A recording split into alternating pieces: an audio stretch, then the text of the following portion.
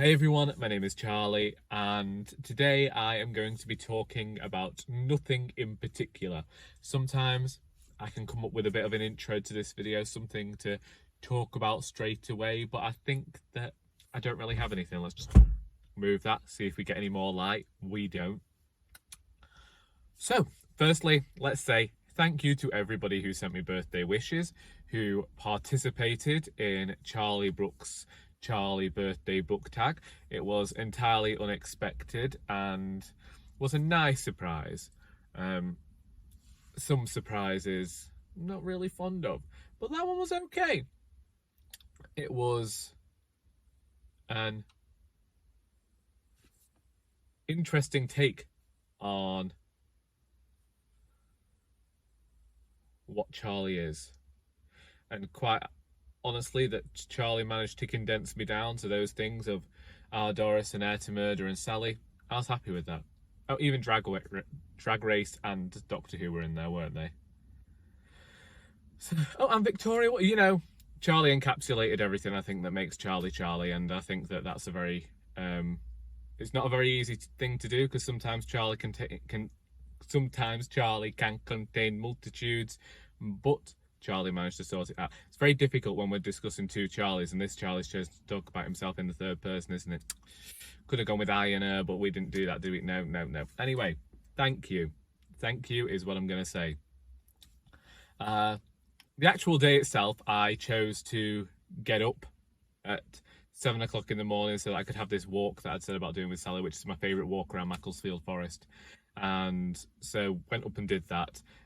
Got there, I was a bit wary because the road I liked to park on was a bit full beside this reservoir, but none of those people were actually around the forest, so for the most part I was on my own walking around, and as I was getting back to my car it was starting to warm up and people were arriving, so I timed it just right. Went home, set about making breakfast. I didn't.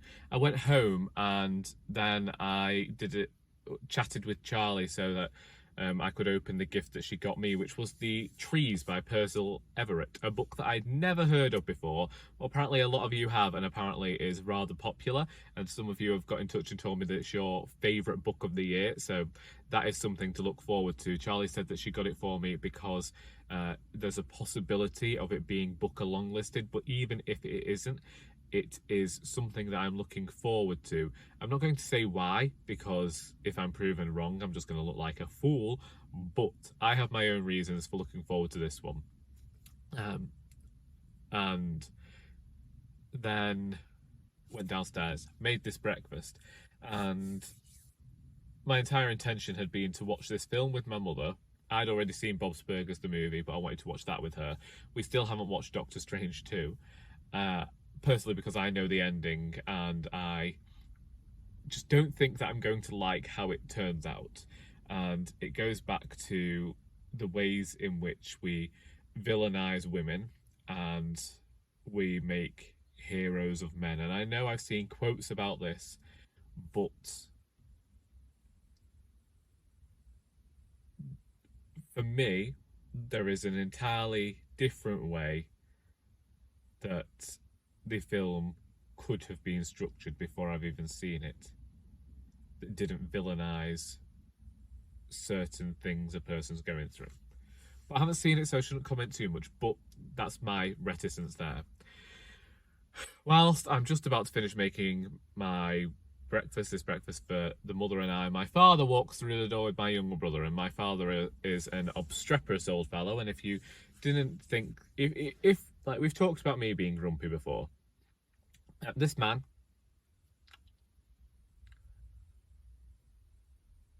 I have yet to go a day in my life where he's actually not just been a grouch, a veritable Grinch.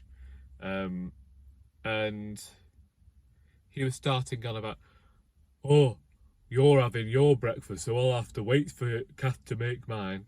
Kath being my mother. It's like, oh, okay. So I said, can you try not to have a go at her today? And he says, why should I do that? It's only your birthday. You're only old. You're nothing special. I thought, oh, thanks. I wish I'd known that before I bought you birthday gifts 4 weeks ago. Because you certainly didn't get me any. And then my mother came out with this bag. Now, as we know, this is the first time in 16 years that my mother has really got me anything for my birthday. She's tried, but there was the one year that she'd completely forgotten again, so she just went around in the back of her car pulling stuff up that she'd bought and was new. So that one led to a row. So we, like I say, I don't celebrate my birthday. So to receive these 2 books that she bought me was a bit...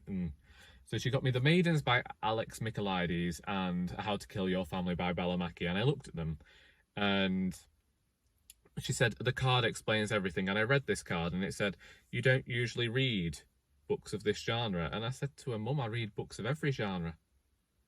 So the only books I steer clear from are romance. I lent the appeal to her. We've read thrillers together, and she's there with a thriller and then Bella Mackie, and I'm there, and I know that both of these books have received bad reviews on BookTube, and I'm looking at The Maidens, and it's got this stereotypical thriller cover that I would only purchase from the charity shop, and How to Kill Your Family I wasn't going to purchase because it was popular and people haven't liked it, so I was going to wait for it to turn up here as well. And so my mother was going to return them, and I was speaking to Charlie and we were chatting and laughing, and then I started feeling bad. It's like, I shouldn't feel bad really, it's my birthday, but whatever. So I ended up deciding that I'm going to read them, and I did read 100 pages of The Maidens, and I've already disagreed with some of the reviews. That's one thing, but the problems that people seem to have don't seem to appear until later on in this book. But I had to put that aside because I had to finish reading the BookTube prize books that I was reading. And that's that. That was my birthday, really. People have been asking me, did I go out? Did I do anything special? I wanted to go out for drinks with my mother. She forgot. That was supposed to happen on the Saturday night because I didn't want to go out on a Sunday for drinks. It seems weird. So yeah, that was it. That was 30.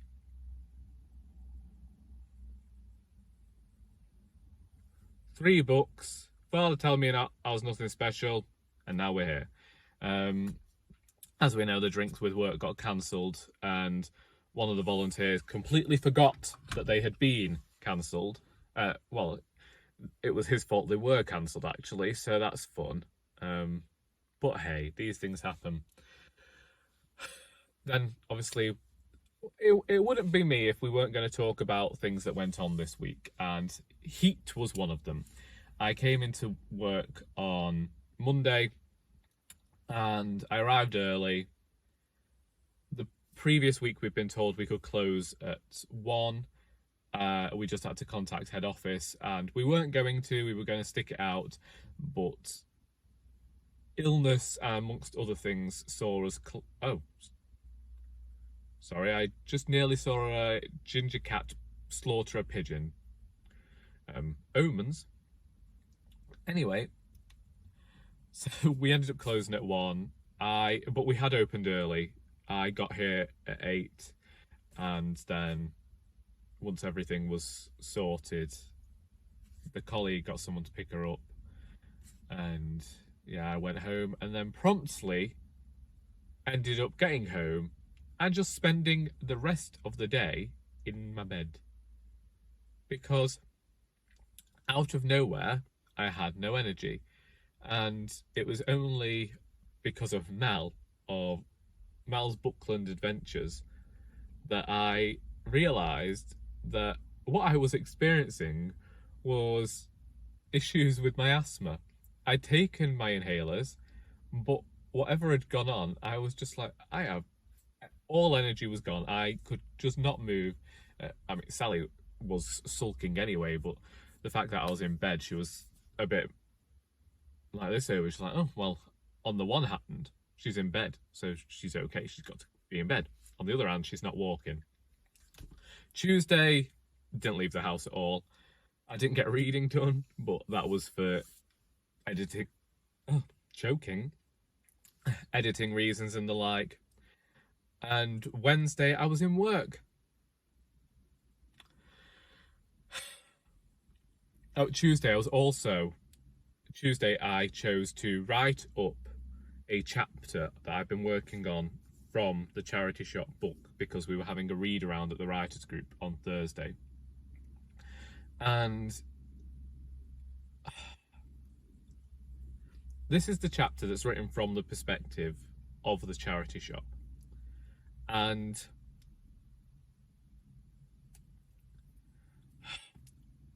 we were talking at the writers group, and they were saying it wouldn't work as a full novel. And like, I know I don't intend to use the voice of the charity shop for the entire novel. I don't know whether I intend to use the voice at all. It's just one that's been speaking to me. And I don't know whether I need to lean into it further, because some people were saying that it's difficult to get a sense of the character. And I'm like, well,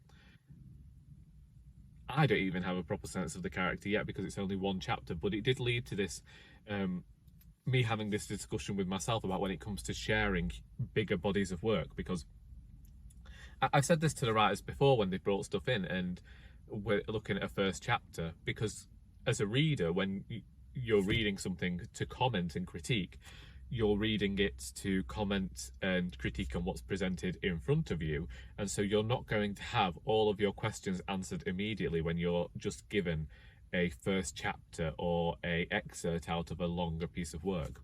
So it makes it more difficult to comment on. But at the same time, I can't be there saying, well, this is going to be revealed in X chapter, this is going to be revealed in Y chapter, because I don't know whether I will continue using this voice for this specific project. I know that I want the charity shop book to be the next book that I write, despite the fact this will mean a longer wait for the next Alice book.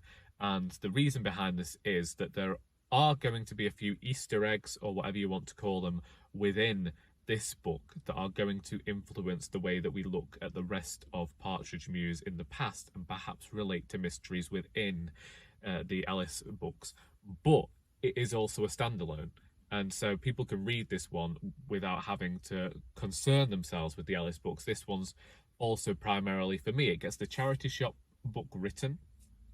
I can't remember whether I said last week, I'm now looking at it as like the sequel to the radio sitcom I wrote years ago. Indeed, it was one of the comments I received from reading this portion on Thursday, was that this writer that was there could see the charity shop as a sitcom.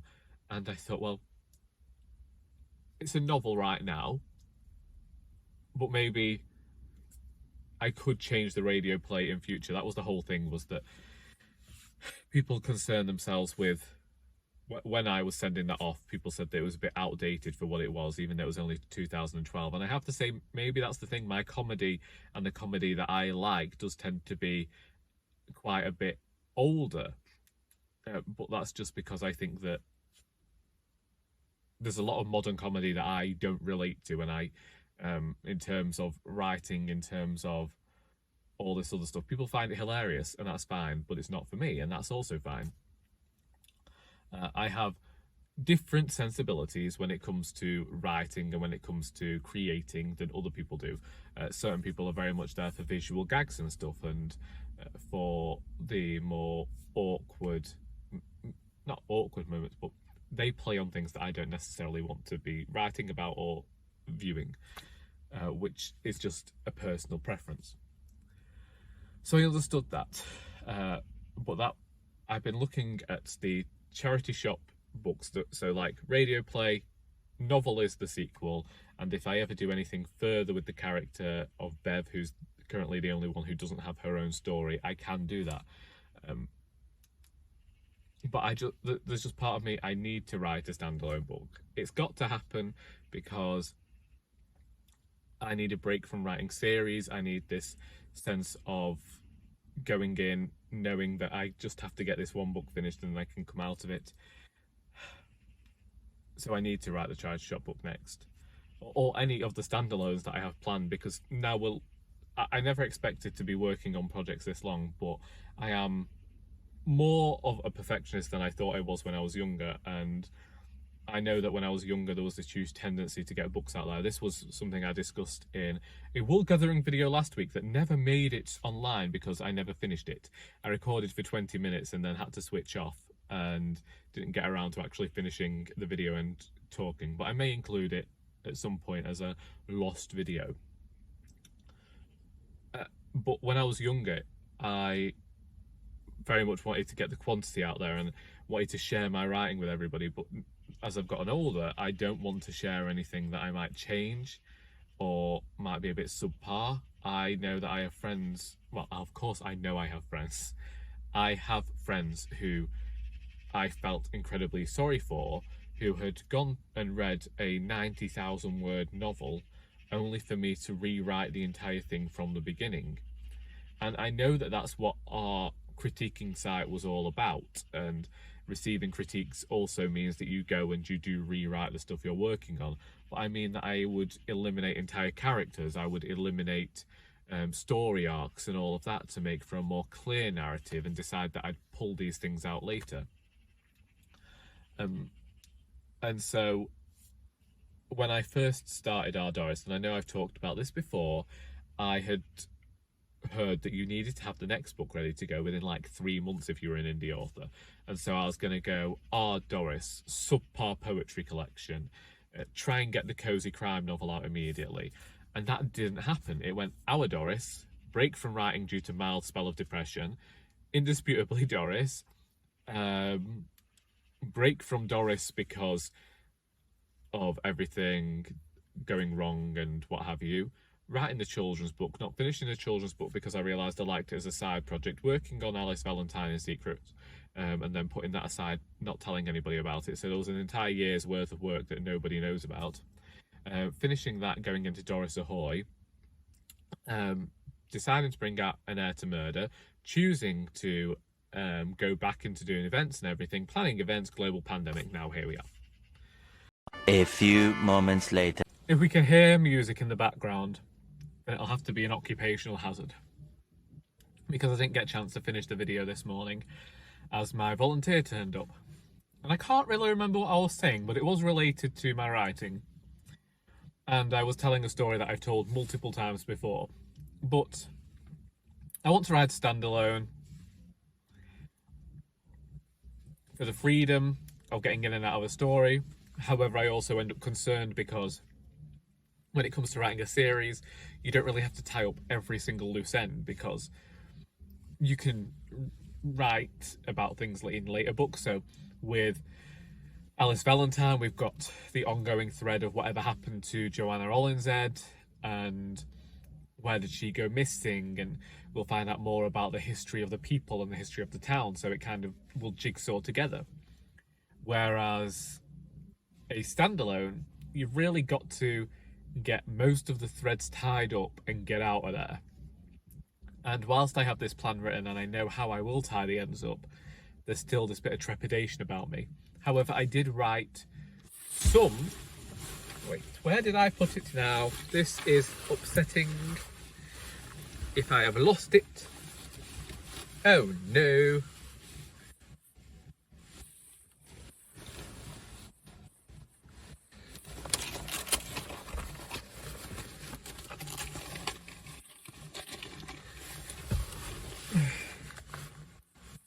Well, somewhere today I wrote a bit of dialogue for the charity shop book, and I imagine that I will find it on Monday when I come back into work. Not that I don't remember this bit of dialogue, because it's rather easy to remember, and it was from the person at the writers group saying perhaps this would work as a sitcom, and as we know, I'm very susceptible to trying things. Although I do have dialogue within this, I still envisage it to be a novel, but I wanted to try just capturing the voices, because that is usually what I do before writing a book. I tend to write out pieces of dialogue to get an idea of the character voice, and this was something that I've tried with Martin, but I haven't got there yet. I realised that I just gave the character's name. I'm not too fussy about that, because I have mentioned the charity shop characters within other pieces of fiction, so you should be able to guess who's within the books. Anyway, so I ended up reaching a setback in terms of editing. I'd gone through and made myself hate the word no, because I'd used it over 600 times, and Dane had pointed out the use of it, and I was getting rid of that. So I created a document and changed all of these nows and these no's, only to realise that I should have done that after I'd actually gone through and accepted certain changes, rejected certain changes in favour of making different changes myself. And so I've probably given myself this setback in terms of editing, because I'm going to have to go and see what I edited in the original document to make the changes in one doc. It's a whole thing, and I'd get stressed, but I'm not stressed. I am more concerned about not having any events booked, but also not wanting to book any events until I actually have a hard copy in front of me, because I don't want to feel like there's any pressure upon myself. However, the book will still be out in September. It might just be a case that people will only be able to purchase the book from me, as opposed to being able to come to an event, although I do have events planned for October for things to do with An Heir to Murder. Anyhow,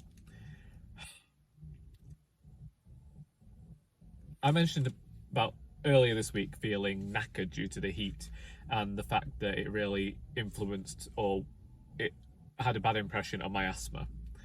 Unfortunately, later in the week, with the rain and the sudden drop in temperature, I found the bone pain and the arthritic pain a lot worse. In that I've just seen that somebody's blocked the car park, so when I do eventually want to leave, I'm now unable to. Anyhow, I awoke on Friday, so yesterday morning, and I felt awful in terms of bone pain. It was not going away, and I knew that it was the weather, it was the sudden change in temperature. It's the only thing I can think to explain away the pain that I was feeling. I took painkillers, I came to work, and had this happened on, like, I've realised now that these were what I was calling my lackadaisical days before. Only lackadaisical days before didn't tend to come with bone pain, because they were days in which I just felt it felt a bit like wading through treacle, wading through tar, that sort of thing. I know I've used that to describe a few things in the past, but in particular yesterday, still not having the opportunity to rest meant, I think, that I furthered the pain that I was feeling. And in work today, I thought that I was better, came to work this morning, and I was just hit by this sudden wave of exhaustion about 1 o'clock, and I had just taken over the till, and we have a chair behind the till because most of our volunteers are elderly, so they can sit down.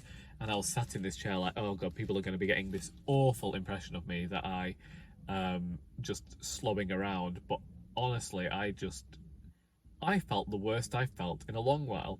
And I don't usually have lunch at work because it's so expensive in this area, so I surprised everybody when I asked someone to pick me up something from a sandwich shop. And then I ended up so busy that I actually still have the sandwich in its brown paper and will be taking it home with me. And I am still annoyed at the cost of it. I still feel like I should actually take this and fucking frame it. It was so expensive for this sandwich. I mean, I know the cost of inflation, I know about all of this, but I still just get irked by the prices of things, because I come from an area in which sandwiches do not cost £2.50. I would much prefer to go to... I'd much prefer to go to a cut price supermarket, buy the loaf myself and buy the cheese and tomatoes that have gone onto this bat. But it's convenience, isn't it? You pay for convenience. So that's that. Yeah. I haven't put my keys in the ignition, so now I don't know what I've done with them. Anyway.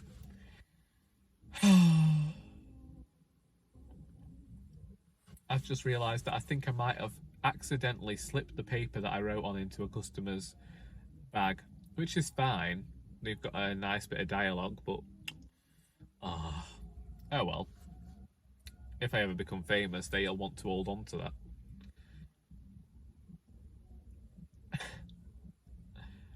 So I've talked about the writing. Reading wise,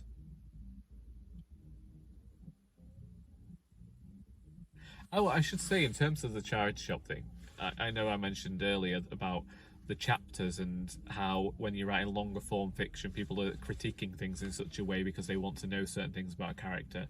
But on the opposite side of that, somebody did mention that they felt like certain bits were not necessarily too much too soon. I recognise myself that I think that it's too much too soon if I was to continue a certain character voice throughout a narrative. But currently, sorry, the music is getting louder behind me, and I don't know whether you can hear it, so I'm now concerned about that as well. I'm just full of concern. I'm not concerned about this chapter or whatever, and that's the thing that I've got to kind of get away from, because my worry is one of those that I think a lot of writers have and should have overcome by now, and I thought that I had, which was this idea of everything have to be perfect the first time. Now, I know that I edit as I go along, but until I've actually written my way into the story, there is no point me mulling over how this is going to work and will a reader care about this. I have to actually get the thing down on paper before I can think, right, we can change things. This could go here instead. I wrote the entirety of Royally Doris before going back and changing the first part and doing these huge structural changes that I know needed to happen. And the only person who ever got to see the book as that original first part was my mother, because she's read it as we've gone along. So the structural change was necessary, and I know that what I need to do is actually just write the darn thing. So I don't think that I'm going to do much work on anything to do with the new book this week. I think that I want to focus on, well, this week will be the Booker Prize, because that gets announced on Tuesday. And if you haven't watched the video where me and Charlie share our wish list, then do go and do that. And there will be a video going up on my channel with our reactions. Hopefully, touch wood, this is to the long list, should things go to plan. If they don't, well, then it won't happen, and I've just given a teaser away that should never have existed. Sorry, Charlie. And so I want to focus on Royally Doris. The writers group breaks up for summer this Thursday, so I want to get out of the way, get the before I start any new writing, although I should probably take some writing with me for, we do have a read along. No, we don't, we have a read around. Can you tell that I am, as I chat to you, I'm slowly gaining more and more exhaustion. I'm feeling more tired the more I talk. I'm sorry, I know that I shouldn't like burden you with these things, and I am apologetic about that, but yeah, for some reason I've just got in my car and started chatting. We're 10 minutes into the chat, and after 10 minutes I am exhausted, knackered. Oh great, now we're on to ABBA. I definitely don't have the kind of money to pay for the copyright on ABBA. The pub next door just has, it never used to be like this. Then he forked out during lockdown for a huge flaming gazebo, and now he just plays music all the bloody time. It's like the person behind us. They built what was supposed to be a home office, and it looks like an extra flaming building. My sister lives in a smaller house. Reading wise, this week I was focusing on finishing books for the BookTube Prize, and I will say that I don't know whether I found a new favourite, but I definitely found a book that I particularly enjoyed seeing the writing style used. And when I get to share my rankings and reviews, I'm gonna like talking about this one. As flaming ABBA gets louder next to me, I think that I am gonna put an end to things here, because I'm just tired. I am tired, and yeah, I didn't want to leave it like last week where I have a 20-minute video with no ending, so I just came here to do this little edition. But I think I need to get home. I need to just get rested, because I'm back here on Monday and I've got no one for the till, so it's another morning on the till, and I don't mind. The till is where I started, but I'll get Tuesday off, and I'm off tomorrow, so I can just probably just rest. I tell you, don't get old and don't get arthritic, because it isn't fun. I used to, yeah. Anyway, I'd recommend Bob's Burgers, the movie. And I hope that you got something out of this video. honestly don't care if you were bored, because until next time, that is all.